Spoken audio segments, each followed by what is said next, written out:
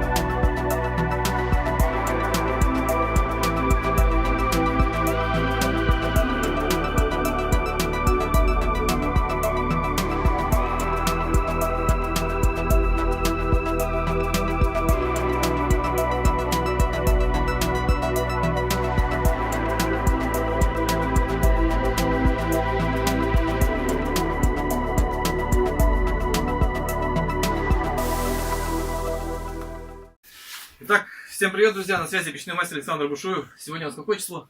20 мая 2019 года. Приехали мы к Алексею, Алексей заказчик, на демонтаж печи. То есть, Алексей, расскажите, пожалуйста, что это за печь, сколько вы ее эксплуатировали, как она себя вела? Да. Печь построена моим тестем в 1988-89 году. Угу. То есть, ну, может, даже в 90-е. Печке 30 лет уже, да? Печке 30 лет, да. Эксплуатировалась зимой раз в 2 недели, практически постоянно. Весной и осенью, так периодически. Вот за 30 лет пришла вот в такое состояние. Сразу скажу, что печка немножко наклонилась в эту сторону. В печи нету футировки. Печка канальная, да? Печка, да, 3 канала. То есть, а площадь дома у вас 25? Ну, где-то так, да. Её 5,5 на 5. Ее хватало? Ее Да? хватает, да, хватало. А сколько загрузок дров делали? Зимой я делал 3 загрузки, 3 полных загрузки. Ну, естественно, я приношу так, ну, поленьев 5-6. Это 3, даже 4 по 5-6 поленьев. Ну, то есть это из минуса вы ее, да, выводили? Из минуса, да. Приезжаю, когда минус 11, где-то час, топлю до 0. Ну, я примерно так же у себя в саду делал. У меня дверка просто побольше, я тоже 2 полных топливника загружаю. Так, кирпич красный, футировки нет, плита треснула, но, видимо... Это вторая плита. Вторая плита. Это вторая плита. Первая была с кружочками. Это вторая плита уже где-то лет 5-6. А печку чистили? Раз в 2-3 года. Постоянно Только топливный канал. Ну, в смысле... Дымовой канал, да. То есть труба, вот она как начинается, Да. вот, и идет последний канал в трубу. Да. То есть летних дымоходов нету? Нету ничего. Мы, значит, будем делать отопительно-варочную печку с 2 колпаками.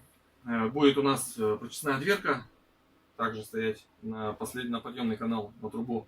И также сделаем вьюшку, поставим между колпаками. То есть будет у нас как бы летний ход. Ну, ладно, начинаем демонтаж. Спасибо за комментарии. Итак, разобрали верхнюю часть. Значит, это у нас труба. Тут, скорее всего, переход каналов. Да. Что там состояние-то как канала? Не вижу я. Ну, в принципе, чистка не требовалась. Более-менее нормально.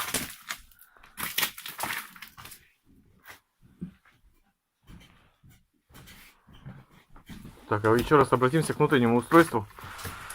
Значит, у нас из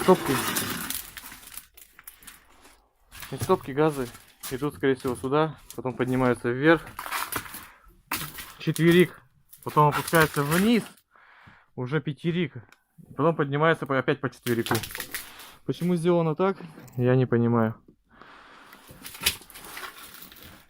Раствор видно, что не подрезан. Вот это, значит, перевал. Так вот, перевал из канала в канал. 3 сантиметра золы. 3-4 сантиметра. Пока по телефону трындел, Саня тут уже полпечки доломал.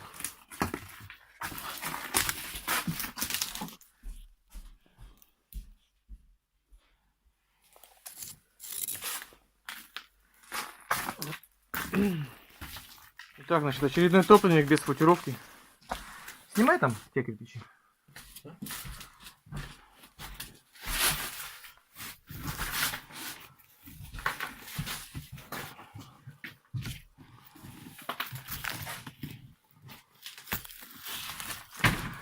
Заказчик спрашивает, что это такое. Мне тоже интересно, что это за закладные. Не знаю, что тут можно было крепить.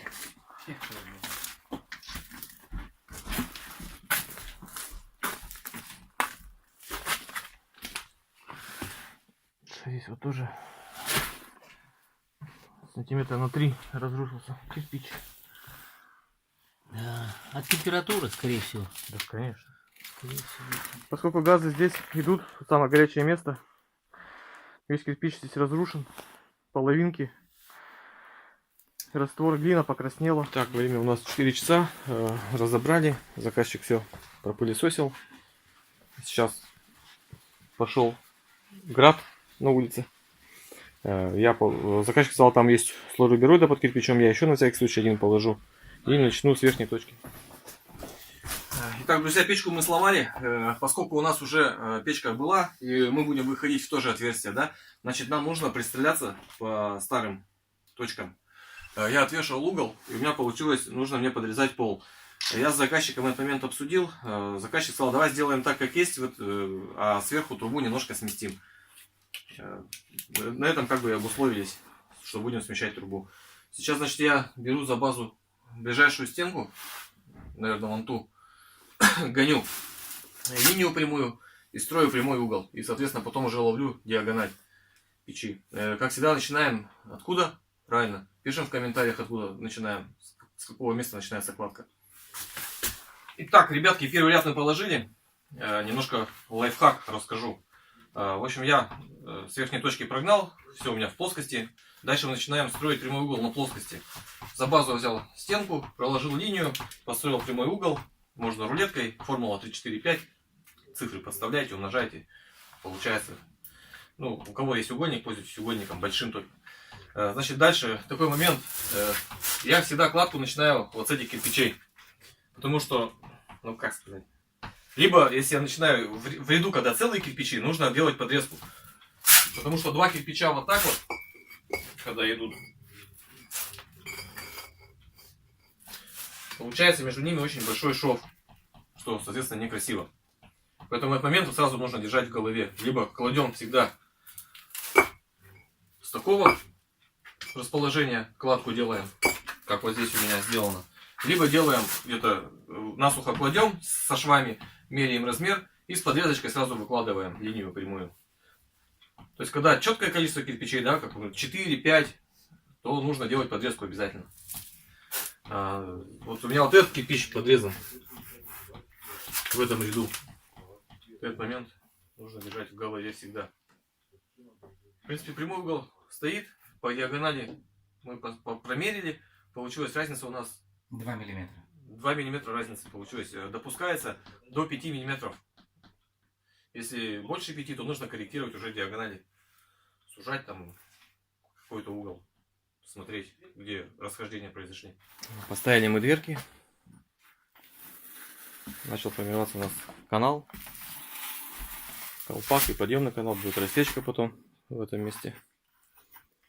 Зольная камера. Холостник смещаю на 2 кирпича. То есть у нас будет красный кирпич, шамотный, еще шамотный и сюда уже колосник. Потому что у нас огонь будет гореть в этот в колпак сразу в левый. Чтобы дрова максимально прогорали. Делаем таким образом. Подальше смещаем зольник, колосник. Так, 4-й ряд мы сделали. Зазоры покажу. Есть зазор. Есть зазор. Тоже есть. Там тоже есть. Сейчас, значит, буду перекрывать следующим рядом зольную камеру. Будет 3 кирпича перекрывать. Сюда встанет колосник РУ-2. Так, значит, перекрываем дверочку клинышком.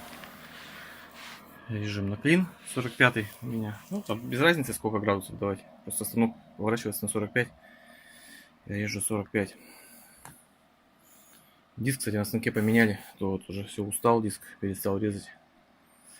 Также я вот сейчас буду еще здесь и здесь делать клинышки. Такие же. Точно так же. Все перекрывать. Забыл сказать, что средняя перегородка. В это место мы укладываем базальт с обеих сторон. Дверки я по периметру уже уплотнил. Трамбовать калинку не нужно. Можно базальт туда засунуть. Так, слегонца, чтобы подсоса воздуха не было. Тут задача это просто уплотнить. Раньше, помню, прям трамбовал так жестко. Итак, 5-й ряд мы положили. Линиями перекрыли. Сюда встанет колосник. Следующий 6-й ряд кладем уже до основания топливника из огнеупорного кирпича. Делаем рассечку и подъемный канал. То есть между колпаком и подъемным каналом. Ну, поскольку у нас колпак большой получается, я положу пол кирпича целиком. Обычно я на ребро кладу. Итак, 6-й ряд. Положили колосник. Основание из огнеупорного кирпича ШБ8. Поддувка воздуха. Раствор подрежем. Поддача для стекла. Дверка со стеклом подготовленная. Рассечку кладу всегда огнеупорный кирпич первый. Потому что температура высокая. Красный там лопнет. И все, рухнет. Ну все, сейчас каждый ряд армировать будем.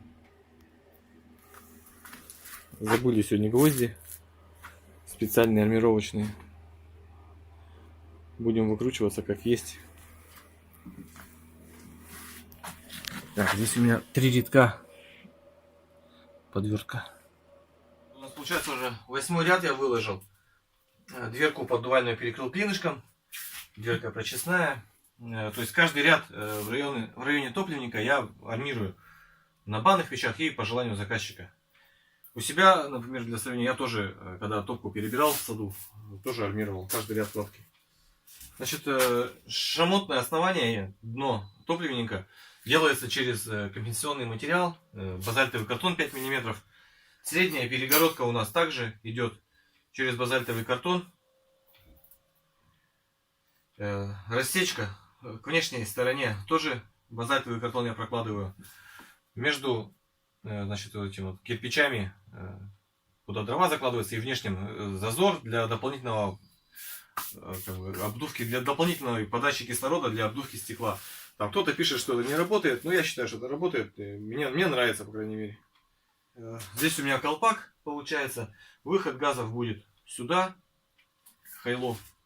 Газы выходят в колпак, опускаются вниз в подъемный канал, во второй колпак, вниз и в трубу. Между, получается, первым колпаком и подъемным каналом, вторым уже, переходящим в трубу, я поставлю летний дымоход. То есть задвижку летнего дымохода поставлю.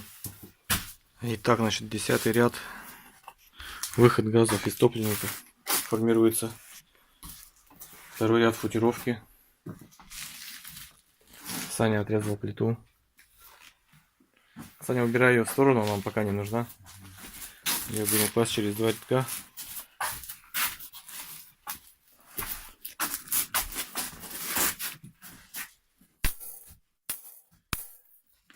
Тяжечка.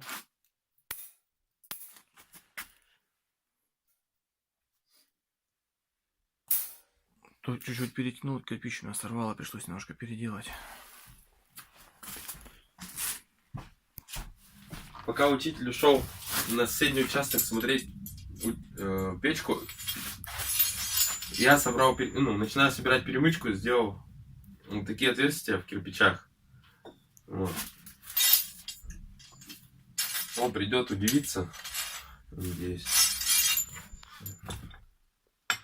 Это Саня долго ходит, я уже с перемычки собрал, пока он ходит. Меня, кстати, тоже Саня зовут.